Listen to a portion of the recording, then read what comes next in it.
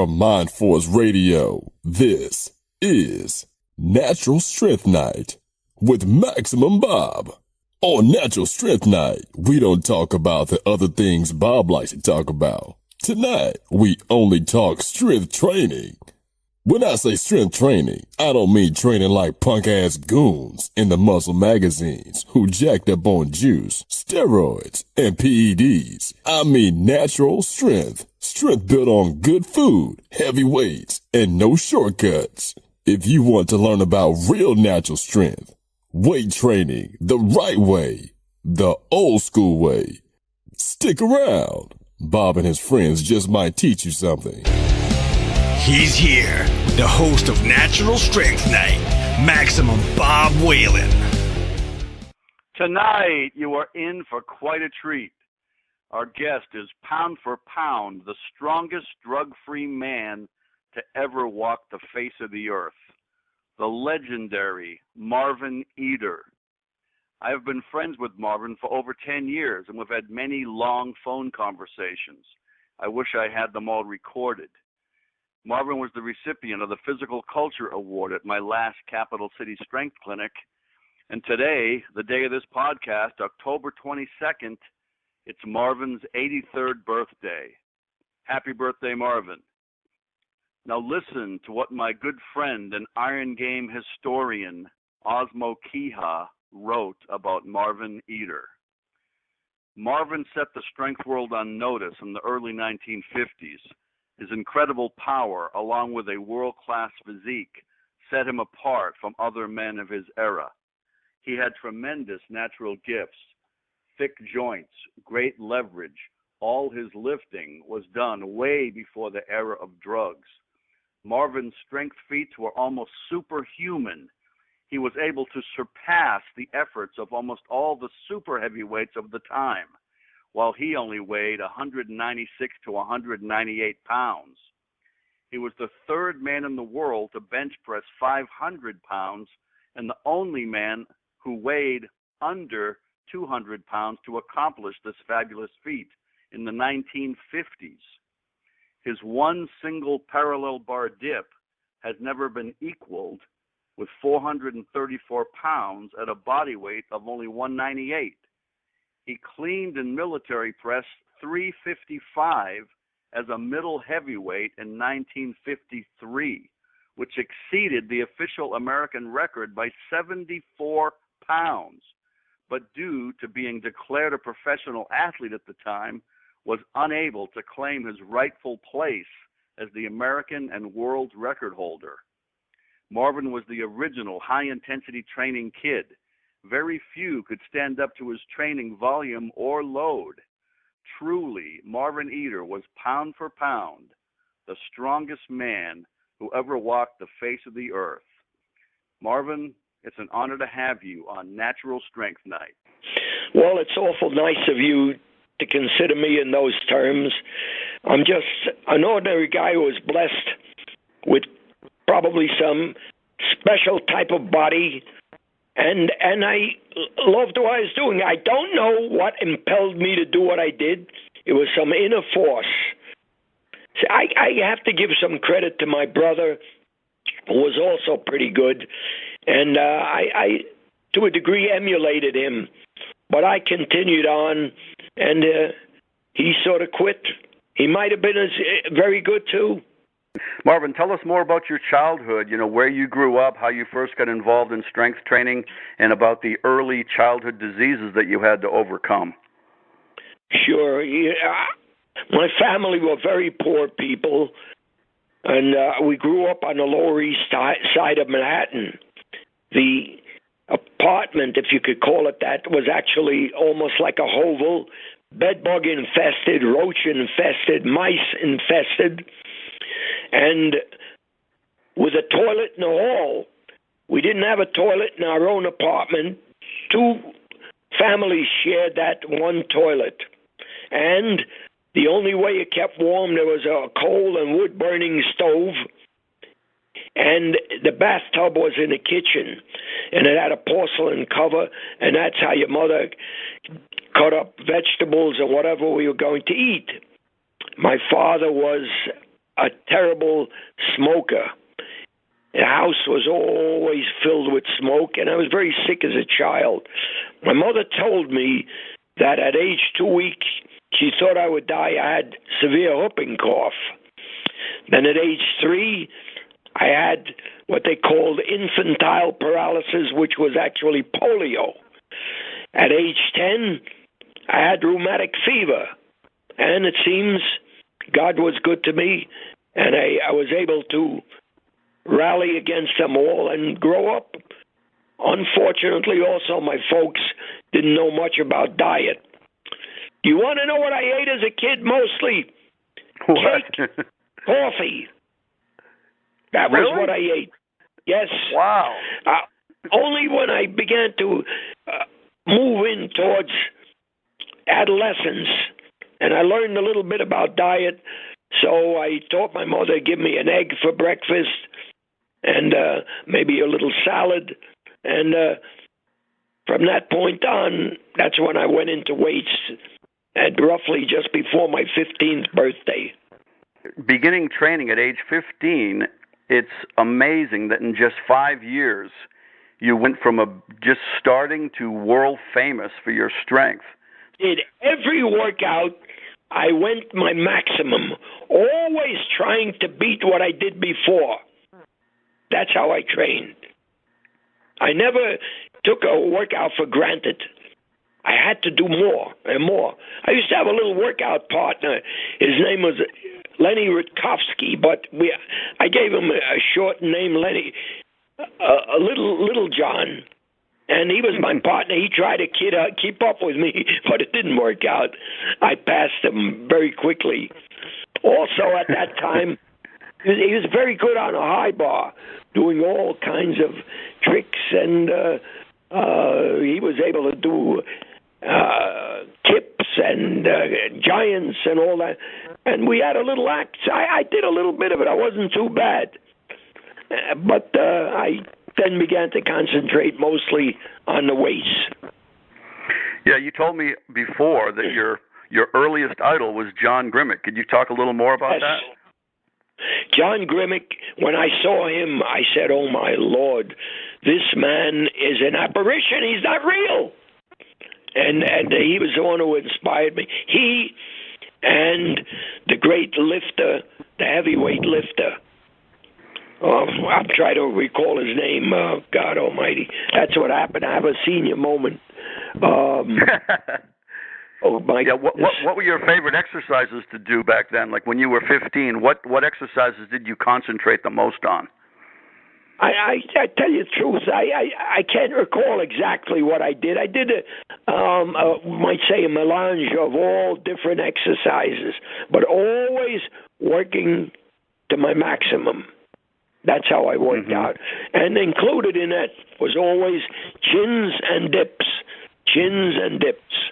adding weight each time, more and more and more. And my body responded. I believe most of my power came from my deltoids. That's what I think is the seat of power of anyone's upper body, the deltoids. The arms, of course, are strong, but there's nothing like the deltoids. Could you tell us about how you broke the record for, I think you broke Jack LaLanne's record, right, for how many dips you did? Oh, yeah. I had a workout partner. His name was Angelo Caminetti. And both of us, he was supposed to do it with me. So we went to a little park near the East River, and we got on the monkey bars where the kids climbed. They didn't have any dipping bars. And he did 10, I did 10. He did 10, I did 10. But he dropped out. He couldn't keep up with it. And I was able to do 1,000 dips. Pardon my... My throat is acting up a little bit. I'm sorry about that, folks. Yeah, you sound fine, Marvin. That's unbelievable. And I know you also told me before that you trained with extremely heavy dumbbells. I think you did 120-pound dumbbell curls, right? Yeah, I used to do laterals, alternate laterals, slightly bent at the elbows, not stiff-armed, slightly bent, curls, sets of 10 with curl seated, tricep curls with them, and then seated presses with a sort of a little bit to support the back, because otherwise you get this terrible pain in your lower back. And I used to do bench presses with them. The whole workout was 120-pound dumbbells. It was a good feeling. Felt real good. I wish that this was at Goldberg's gym. I begged him to get 130-pounders, but he never did. I wanted to go up with even more because I was doing too many reps with them. I wanted to go up more. Crazy, huh? So your early training, Marvin, between the ages of 15 and 20, what gym was that done in? Well, a portion of it was done in our club, the East Side Barbell Club, which was a great club. A lot of good men. Leroy Colbert worked out there, and a lot of good men that you never heard of. There was one guy, Pink as Pecs. He had the hugest pectorals you ever saw. And there were other guys who were great, very good men also, who never achieved fame. Goldberg worked out there also. Then Goldberg opened a gym, and I graduated to Abe Goldberg's gym. And I worked out there for a long time. I also became a trainer in his gym, and I trained a lot of men very successfully with my methods. They all improved magnificently. Fat men slimmed down, slim men built up. All worked very nice. And I went up very quickly into working out with over 300-pound repetition presses, snatches, clean and jerks. I hope to make the Olympic team, but as fortune would have it, I never made it. I wanted to become an Olympic lifter and represent the United States, but it didn't work out. I worked myself up to being, I believe, the first man to break the 500-pound barrier in a bench press.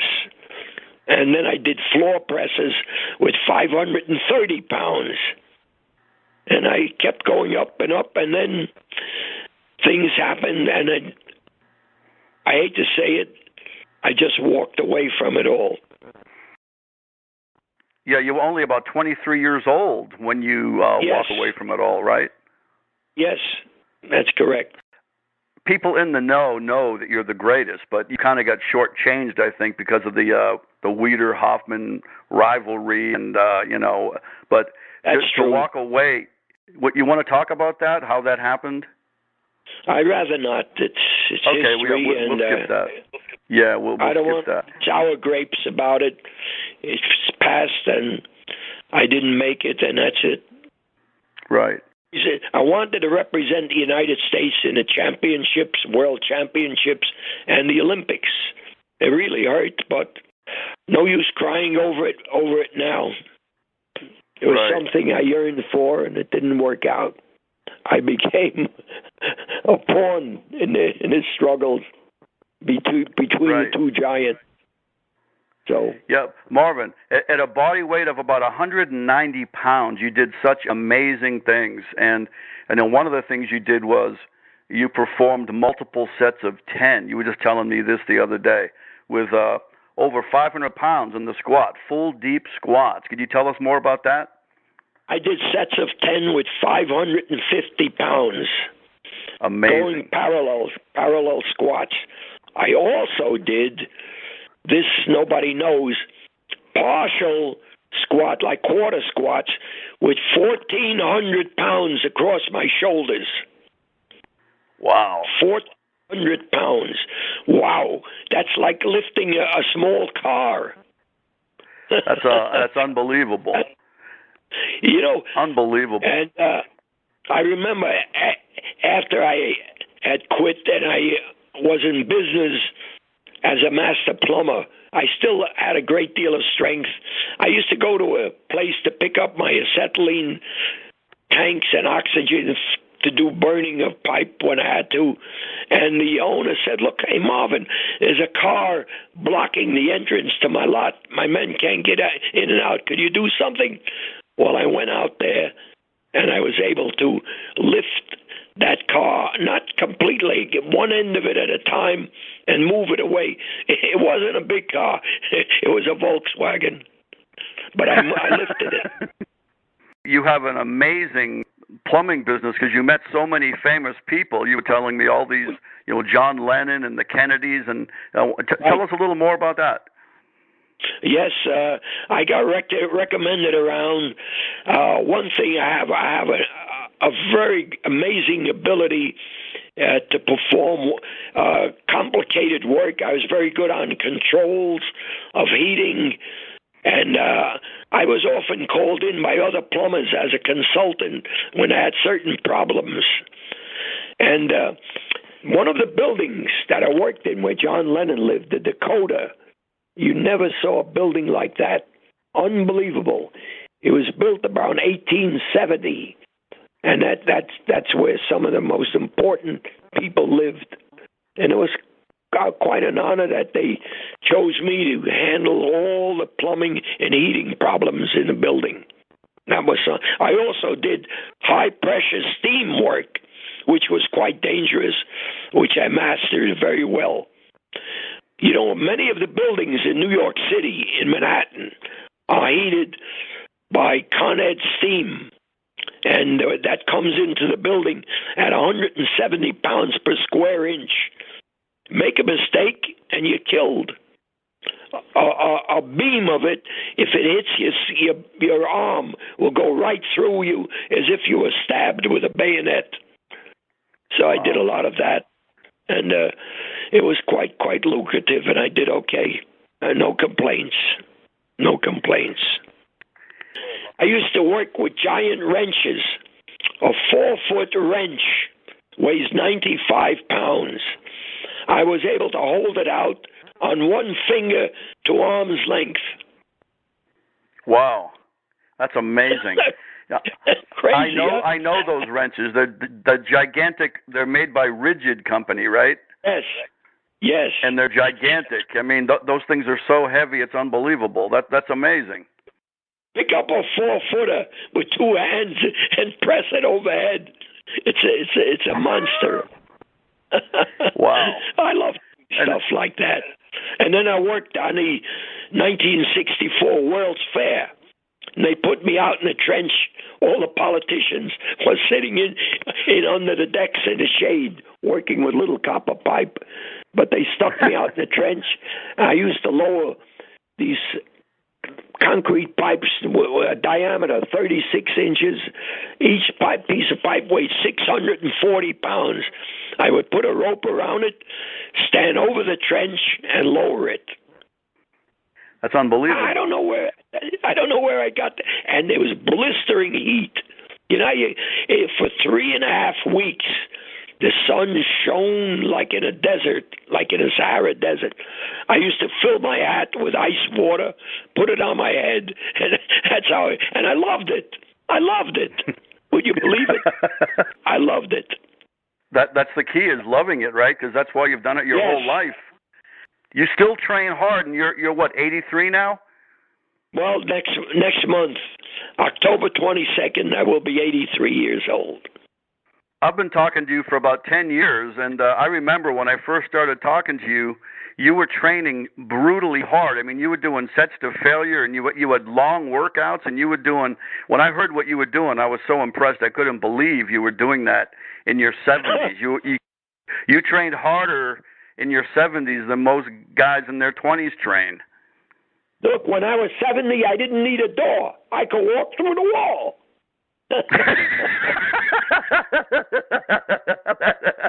I loved it. It's a great sport. Unfortunately, it's been contaminated with drugs. Unfortunately. One That's fellow why you're said, the greatest ever. one guy I knew, he said, we all can't be like you. I said, unfortunately, champions are born. I said, you want a contest. He was a strong advocate of drugs. I said, you should have a contest of pharmacists and biochemists, not weightlifters and bodybuilders. He shut up. Right. Yeah. You did all this naturally, which is what makes you the greatest ever, in my opinion.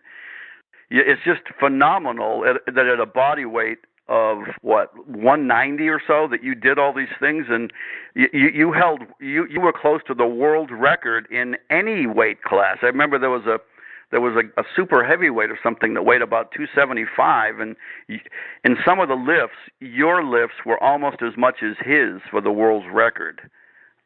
Once at a show, this guy weighed 270 pounds.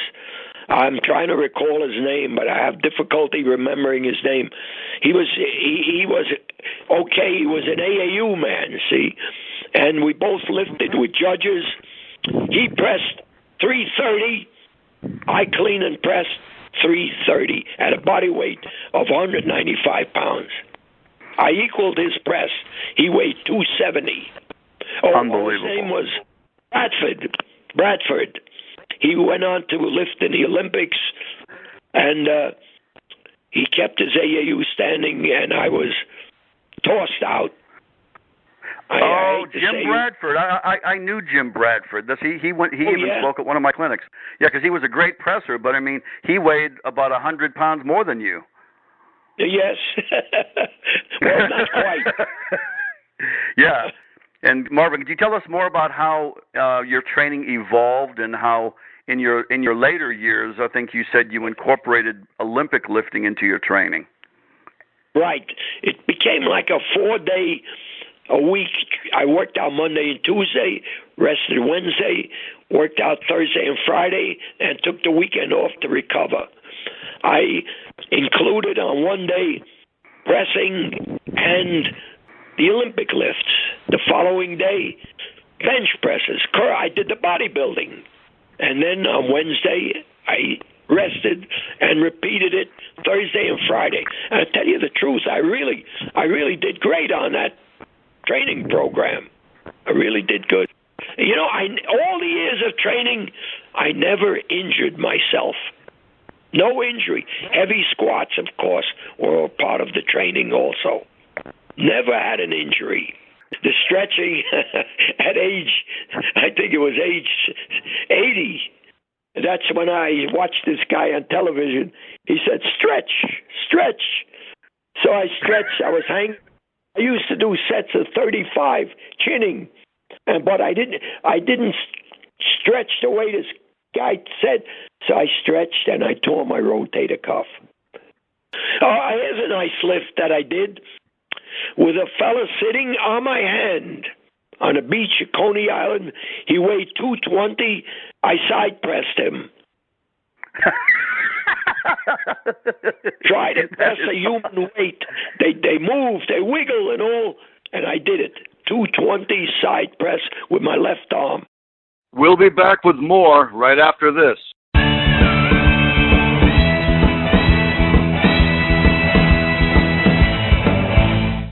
This segment brought to you by VitalNutritionStore.com. Did you know that more than 7 million Americans suffer from coronary heart disease, the most common form of heart disease? Regardless of your age or condition, adding Cardio for Life to your daily regime will dramatically improve your cardiovascular condition.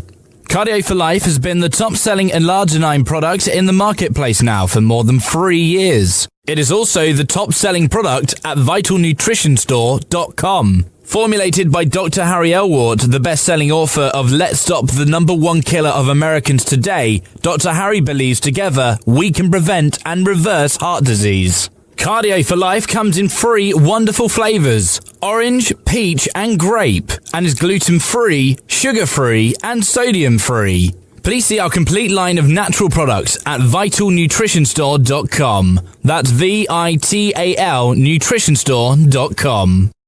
Randy Roach shocked the world with the release of his first volume of Muscle, Smoke, and Mirrors several years ago. It was a masterpiece of over 500 pages with such in-depth research and detail that it was not only surprising, but shocking and mind-blowing. It was truly one of the best Iron Game history books ever written. He followed that with Volume 2, another epic book with over 700 pages of equal depth and detail. All serious Iron Game fans need to have these books. Please visit Randy's website at randyroach.ca. That's RANDYROACH.ca. Listen to how Iron Game legend and the Iron Master editor Osmo Kehaw describes the book Supernatural Strength. Have you ever wondered how much real-world experience authors have when they write books about weight training? Who is that person behind the computer? What do they really know about the Iron Game? If you picked up this book, Supernatural Strength, you have definitely come to the right place.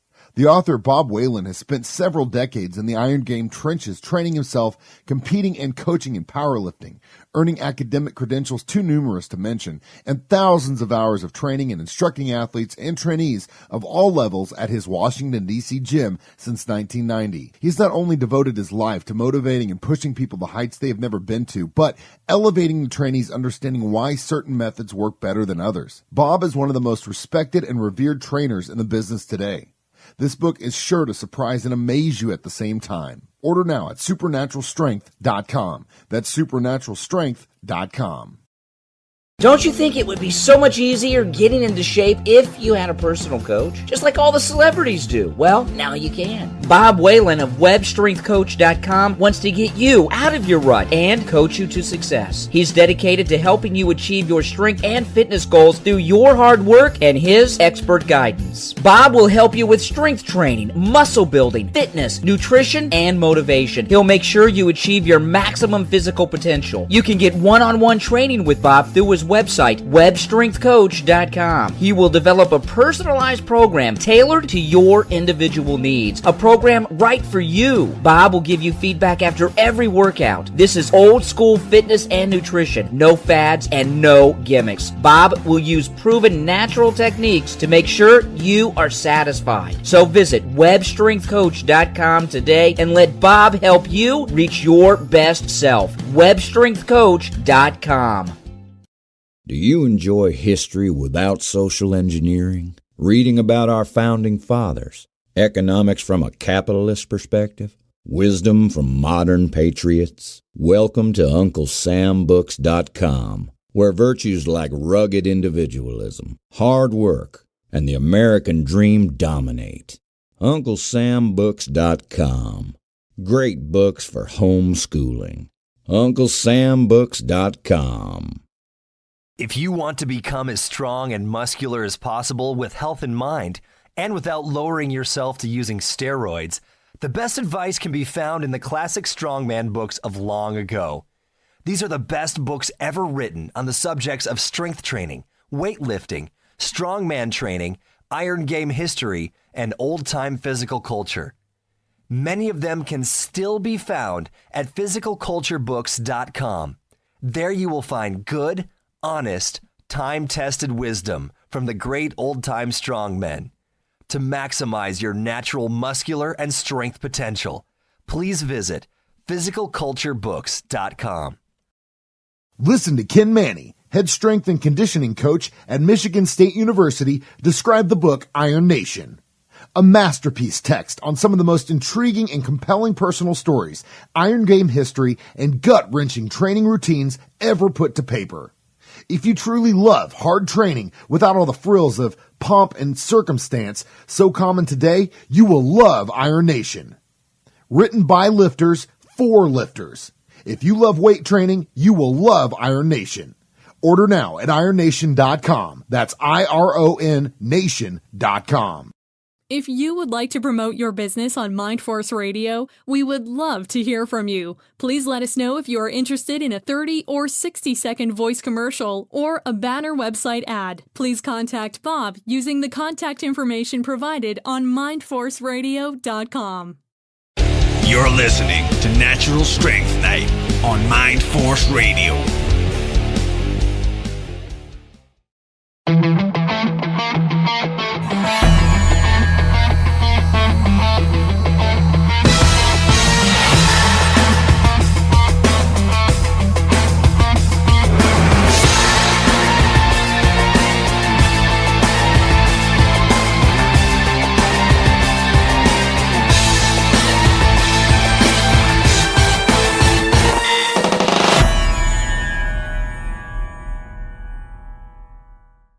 Marvin, when you were younger, did you do much stretching before your weight workouts?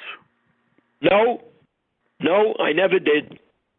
In fact, I hate to say this, I don't recommend. I didn't even bother warming up. But I would start with a lighter weight, if you could consider that a warm-up. But some guys go through elaborate stretching.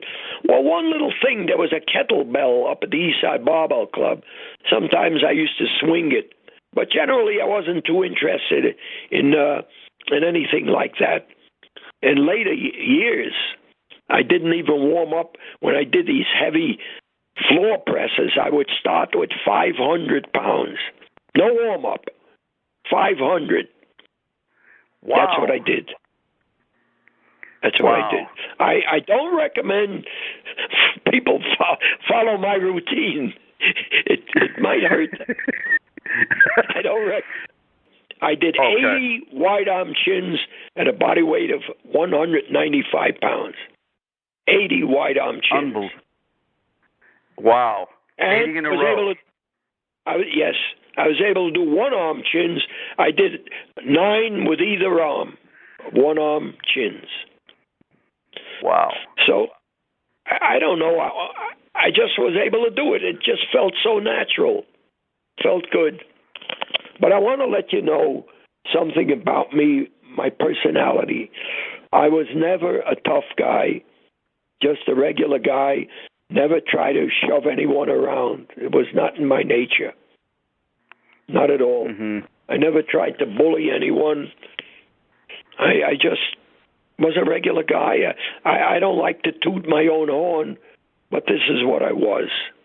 And I hope I still am. You're a gentleman. Every time I talk to you, I can't believe I'm actually talking to Marvin Eder. You're such a down-to-earth, friendly guy. It's just unbelievable. Well, it's awful nice of you to say that. I'll tell you another strange thing. When I was in the early stages of my working out, always was already built up.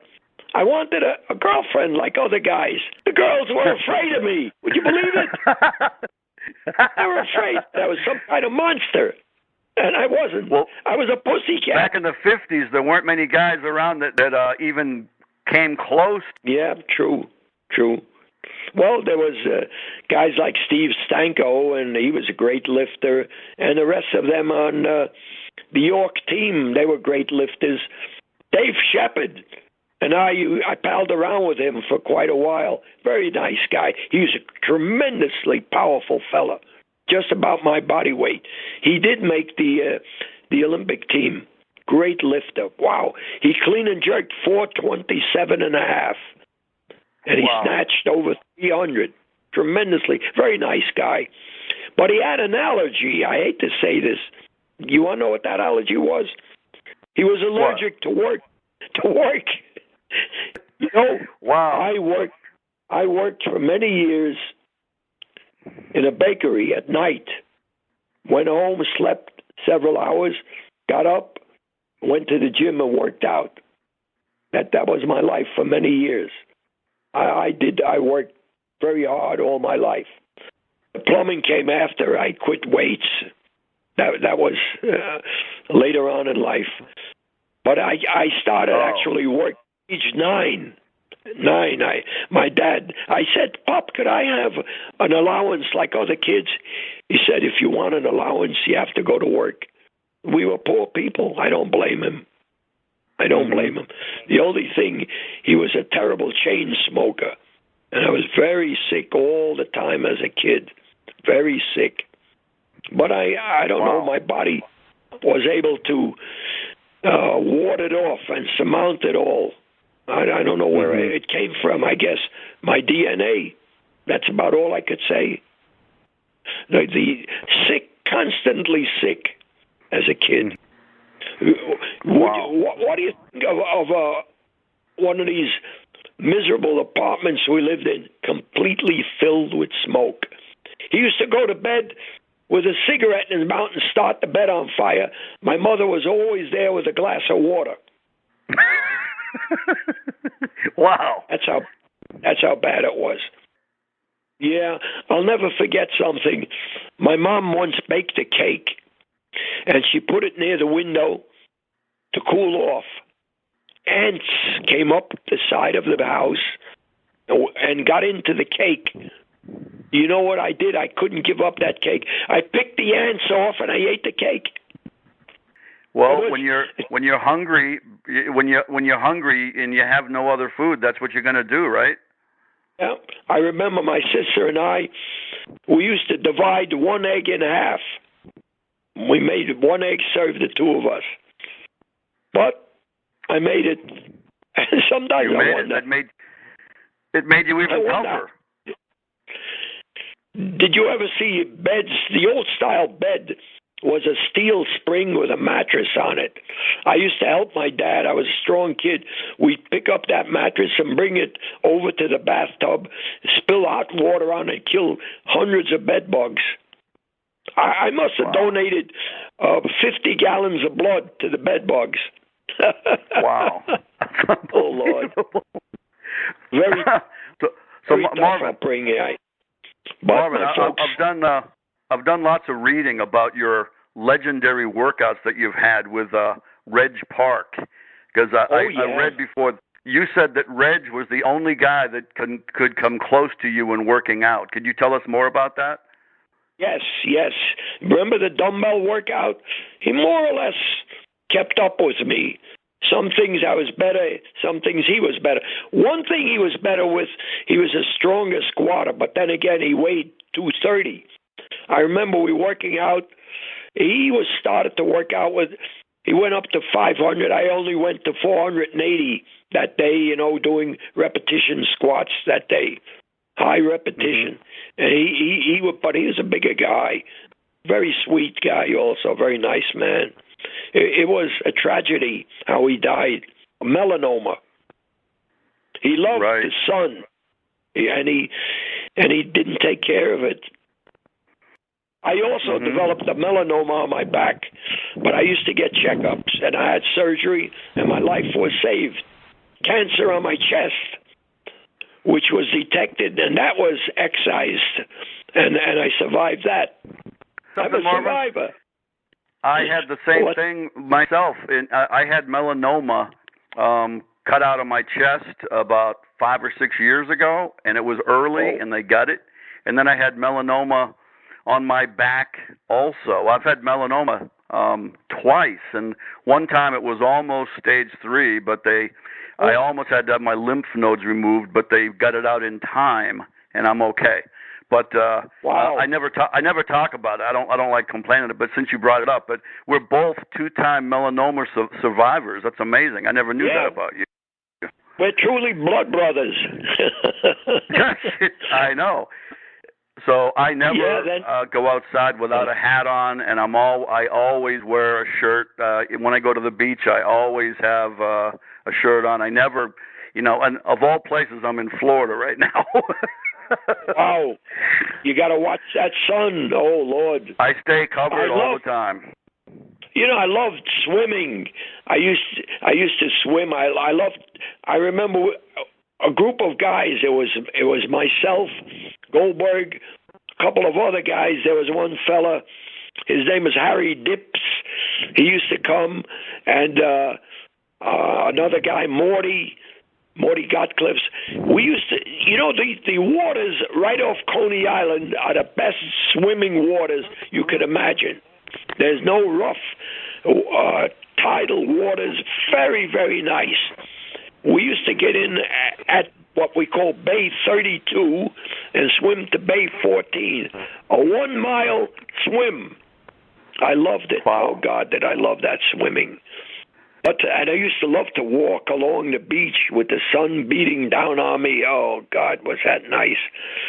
But that is forbidden. I stay away. My exposure to the sun consists of from my house to my car, from my car to the supermarket, from the supermarket back to my car, from my car back to my house. I can't do exactly too like much me. walking. Unfortunately. Yeah, that's exactly like me. I don't stay outside too much. I stay covered up all the time. Yes. Unfortunately, I also have severe arthritis now. But they say you it only was the develop that- weightlifting. That is not so. That is not so. Right. Because I know people who are couch potatoes, never did any lifting, and they even have worse arthritis than myself, who have had to have knee replacements and so on. So it had nothing to do with nothing. Nothing to do with the training. No, not at all. Not at all. And statistics prove it. Wow. Macro statistics. I love that training. I love the lifting. And sometimes I just sit and I think about those times. What a feeling that is when you clean and press 300 for workouts. I used to do sets of 2 during the workout with 300. And then go on to the snatch and the clean and jerk. Oh, boy, I loved it. Well, Marvin, tell us about the York picnic when you were there and you did the 325 presses at York. Yeah, I used to go to York picnic all the time. And one time they decided they're going to have a press behind neck contest. And there were a couple of guys from New York City, very nice guy. One guy I remember name was Tom Gursky, and one other fella. They were big guys. Oh, these guys weighed about 250. You had to clean the weight, put it behind your neck, and press it. They got up to 220. I cleaned and pressed that day 280 pounds. That was one of the... and then we went on to bench presses. Those guys, they did 340, 345. I bench pressed that day 480 pounds. Wow. The eyes were popping out of their heads. I'll never forget That's amazing. that. I just barely missed 500. Yep. But you've done over 500 in your prime, right? On the bench. Oh yes. Oh yes. I think you were the first man under 200 pounds to bench over 500, right? Yes, definitely. Definitely. I know they got these super heavies now. Wow. They say some of these guys bench press 800 pounds, 600 or 800 pounds, but they weigh 400 or 500 themselves. Well, they're also wearing gear that can help them do it. Oh, yeah. And they're taking drugs too. Yes, yes. Did you? I wonder if you heard about what happened. One of the guys was doing squats, and his guts popped out of his rear end. Yeah, there used to be it's grotesque to even say it, but they used to have a video somewhere online of that where you could see it. And one time I didn't even know what I was looking at until when I saw it, I almost threw up. But I know exactly what you're talking about. Didn't you military press 325 for reps at the York picnic? No, I can't recall doing that. I did military press at a show, an AAU show. They let me be. I was like I was a worm. They let the worm in at a body weight of 189 pounds. So I pressed military 325 with judges. 325. Wow. I don't know where all that strength came from. My legs are so stiff. I did a lot of plumbing work yesterday in my house. Be careful when you pull a toilet bowl off. It's not easy. and you work on the piping underneath. But you're still doing hard manual labor at age 83. That's unbelievable. Well, when I can. When I can. Marvin, tell us more about your one-arm chinning. Oh, yeah. One arm, 9 at a body weight of 195, 200, 9 with each arm. Unbelievable. A one-arm chin, I very rarely have ever seen anyone do a one-arm chin. They're not easy, but I was able to do it. I was able. So you can do 9 one-arm chins. With either Unbelievable. At a body weight of 190, with both arms too, right? Yes. Did you ever try one-arm chinning? Never. I couldn't even do one. With one arm? No, I have a hard enough time doing it with two arms. I bet you could. I bet you could do that. How many reps did you do with two arms? Well, the best I've ever done with two arms is probably around 15. Wow, 15. Were they wide arm? Not extremely wide, probably like shoulder width. Oh, that's what Hoffman used to. He used to push that for pressing. He said, shoulder width, no more. He gave out. Mm-hmm. That was the wrong advice. I press wide arm with my pressing. Wow. Well, yeah. You also you're very balanced in your strength because you're not just strong at one thing. You're strong at everything. And I know that you did extremely heavy weights on the bent over row, and you were just as strong on the bent over row as you were on the bench press, right? You know what I did? I don't know if anyone. Maybe there were some guys. Stiff arm, pull over, stiff arm, 210 pounds. I might have, and I might have forgotten. I might have tried 250 pounds. I don't know if I did it. I can't remember a lot of the stuff I did. Goes back 60 years. Didn't you do bent over rows with around 500 pounds at one time? They were more than just rowing. They were what I call a partial clean and a row and a pull to give you the beginning strength. To clean very heavy weight, I went up to 530 with that. And your feet had to leave the floor as if you were about to split snatch it. Yes, you just reminded me. For about 530, and your feet had to get off the floor. Yep, I did that. So it was a combined split snatch and bent over row. Yes. Correct, you got it. You know where a lot of that was done in John Talazzo's gym on 3rd Avenue. And he was always cautioning me. He was afraid that I'm going to break the floor and it'll end up in the floor below. I don't think he was too happy when I used to work out. I used to come up there and work out every once in a while. Yeah, that was nice. That was nice. I love doing that. That's all I can say. There are a lot of stuff, all the stuff I did. I'm trying to remember all those special lifts that I did. Maybe I'll come up with them some other time.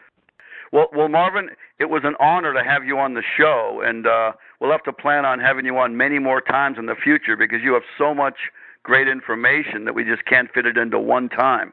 So whenever you want to be on, it's a done deal. I love to do it.